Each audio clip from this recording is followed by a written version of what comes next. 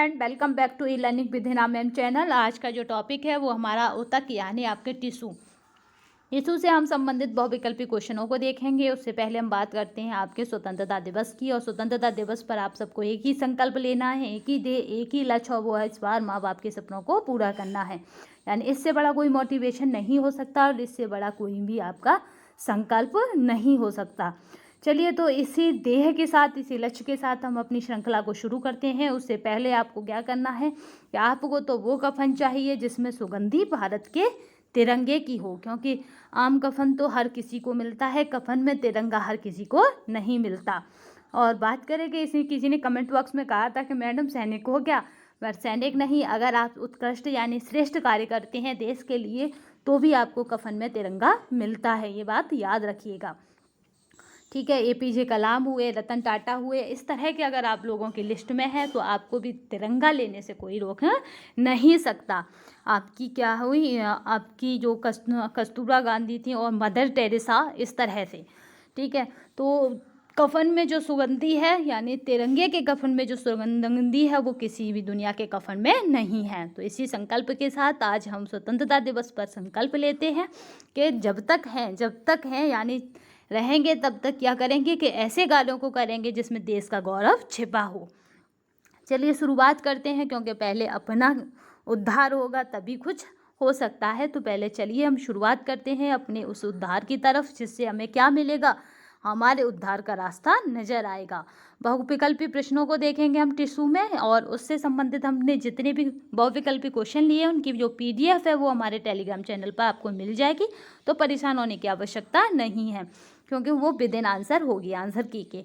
तो चलिए हम देख लेते हैं, और इसमें से जो आपकी पिक्चर्स होंगी जिनसे क्वेश्चन बन सकते हैं वो भी टेलीग्राम चैनल पर आज पोस्ट कर दी जाएंगी। पूरी कोशिश रहेगी, क्योंकि आपको पता है कि समस्याएं हर किसी के पास है, ऐसा कोई व्यक्ति नहीं जिसके पास समस्या है नहीं, क्योंकि समस्या हर किसी के पास है। चलिए, अनेक कोशिकाओं के मिलने से बनने वाली रचना है, तो वो हमारी रचना है ऊतक। ये क्या है, अन्य कोशिकाओं से मिलकर बनती है। नेक्स्ट देखिए, ऊतकों का निर्माण होता है, तो वो होता है कोशिकाओं के मिलने से। नेक्स्ट चलते हैं, ऊतकों के परस्पर संबंध होने से बनने वाली संरचना को कहते हैं, तो वो होती है हमारी अंग, क्योंकि इन्हीं से अंग का निर्माण होता है। नेक्स्ट चलते हैं, कुछ अंगों के व्यवस्थित ढंग से कार्य करने के परिणाम स्वरूप विकसित होने वाली संरचना को कहते हैं, तो वो हमारी होती है तंत्र। ये हमारी क्या है, विकसित संरचना है। शरीर के लिए सुरक्षात्मक आवरण तथा ऊर्जा प्रदान करने का कार्य करता है, तो वो हमारा जो करता है वो हमारी है वसा ऊतक। यही ऊर्जा प्रदान करने का कार्य करती है, क्योंकि आपको पता है जब आप व्रत रहते हैं तो आपके हृदय में जो वसा एकत्रित होती है, जो पहले से खाए हुए भोज्य पदार्थों की, वही वसा आपको ऊर्जा प्रदान करती है। तो कुछ लोग तो व्रत इसलिए भी रहते हैं कि ईश्वर में उनका दृढ़ विश्वास है। कुछ लोग इसलिए व्रत भी रहते हैं कि 8 दिन में एक बार व्रत रहना चाहिए, जिससे कि ऊर्जा यानी वसा आपके शरीर में एकत्रित ना हो सके। चलिए, इसीलिए धार्मिक परंपरा में कहा भी जाता है कि 7 दिन का में एक दिन इंसान को व्रत रहना चाहिए, क्योंकि जो हिंदू आपकी मैथोलॉजी है या हिंदू जो परंपरा है या हिंदू धर्म है वो पहले से ही साइंस से जुड़ा हुआ है।